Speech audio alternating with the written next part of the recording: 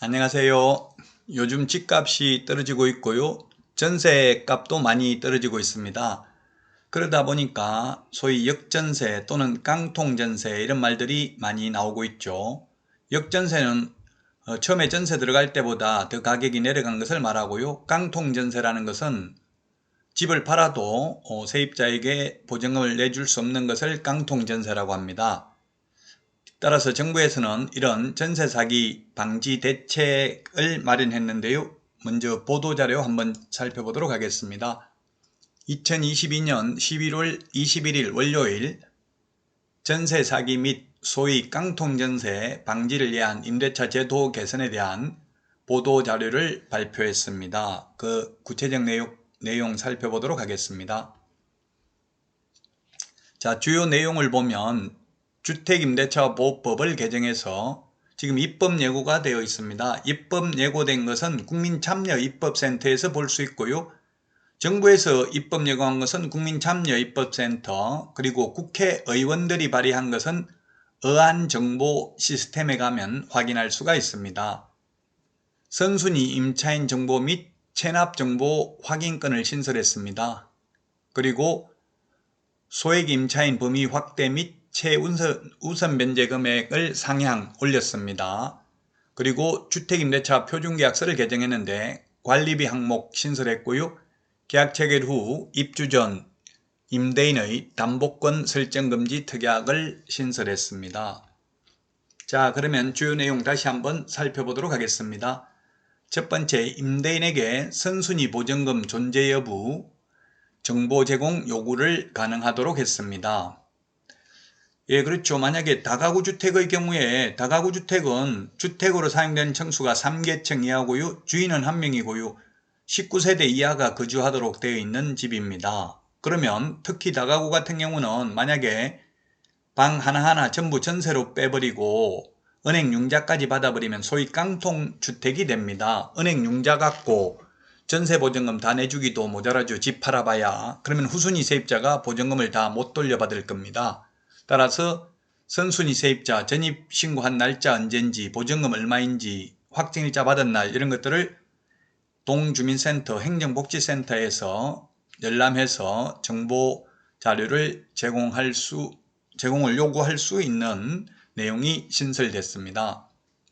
그 다음에 체납정보 확인권 신설, 세금 연체한 거 확인할 수 있도록 그럼 세금 다 완납 증명서를 보여주거나 안 보여주려면 세입자한테 동의를 해줘가지고 세입자가 직접 열람해 볼 수 있도록 해야만 합니다.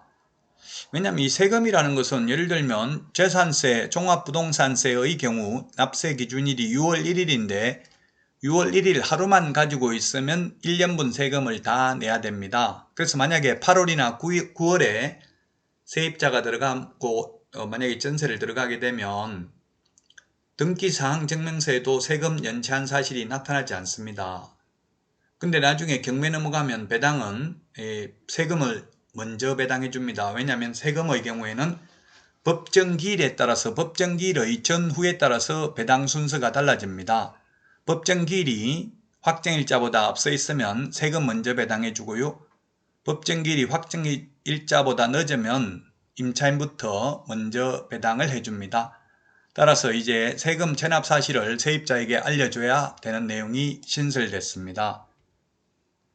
자, 그 다음에 임대인의 담보권 설정 금지 특약을 신설했습니다. 주택임대차 표준계약서에 특약 내용을 보면 주택을 인도받은 임차인은 몇 년 몇 월 며칠까지 주민등록 전입신고를 하고 확정일자를 받기로 하고 임대인은 위 확정일자 다음 날까지 임차주택의 저당권 등 담보권을 설정할 수 없다. 이거 중요하죠.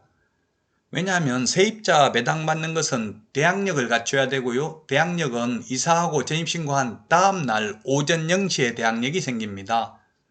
따라서 만약에 이사하는 날 집주인이 은행에 융자를 받아버리면 경매 넘어가면 은행 건저당권이 먼저 배당받고 세입자는 후순위가 됩니다. 따라서 이제 그 다음날 오전 0시에 생기기 때문에 그 다음날까지 건저당 설정을 할 수 없다. 이렇게 특약을 신설하고요. 만약 이를 위반하면 계약을 해제 또는 해지할 할 수 있고요. 손해배상 청구도 할 수 있습니다. 민사상은. 또 형사상은 이거는 사기에 해당될 가능성도 있습니다. 완전히 속였기 때문에 대출 안 받기로 해놓고 이사하는 날 대출을 받아 먹어버리면 세입자가 보증금을 떼이게 되죠. 떼일 가능성이 있습니다. 뭐 100% 떼이는 건 아니지만. 그래서 사기죄가 성립할 수도 있습니다.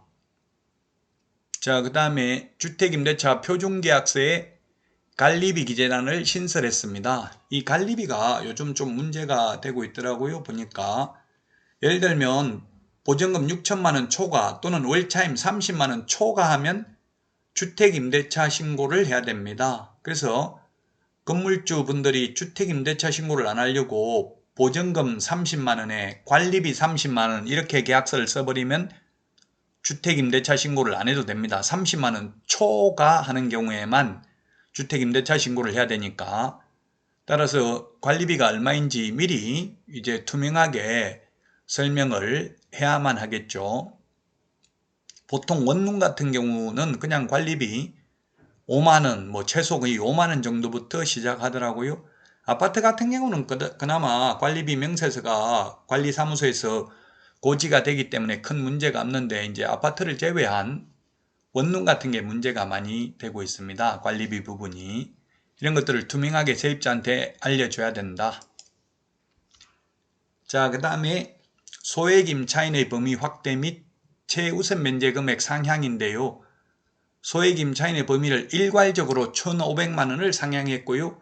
최우선 면제 받을 수 있는 금액을 일괄적으로 500만 원을 올렸습니다. 자, 그러면 서울특별시에서 2021년 5월 4일 이후부터 보증금 1,500만 원 이하인 경우 나누기 3을 해서 5천만 원까지 최우선 면제를 받았는데요. 이제 앞으로 내년 초부터는 1억 5천에 1,500만 원을 상향하면 1억 6,500만 원 이하인 경우에 5,500만 원까지 최우선 면제 받을 수 있습니다. 최우선 면제라는 것은 대항력만 갖추면 선순위 저당권, 건저당권자보다도 먼저 배당받습니다. 은행융자보다도 먼저 배당받는 것입니다. 선순위보다도. 만약에 서울에서 그러면 1억 6,500만 원을 초과하면 최우선 면제는 받을 수 없고 그 대신에 확정일자를 받으면 확정일자보다 후순위 권리자보다는 전액을 우선 면제는 물론 받을 수 있죠. 자, 그래서 과밀억제권역은 1억 3천에 4,300만 원까지 최우선 면제 받았는데 이것도 일괄적으로 1,500만 원, 최우선 면제 받는 금액은 500만 원이 정액됐다. 광역시는 지금 현재 7천만 원인 경우 2,300만 원까지 최우선 면제 받는데 앞으로 8,500만 원 이하인 경우에 2,800만 원까지 최우선 면제를 받게 되겠습니다.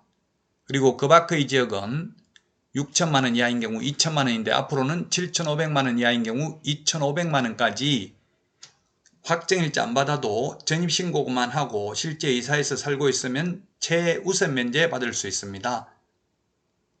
다른 담보물권자보다도 최우선 면제 받을 수 있죠. 자, 이번 시간 여기까지 알아보고 마치도록 하겠습니다. 여러분 수고하셨습니다. 안녕.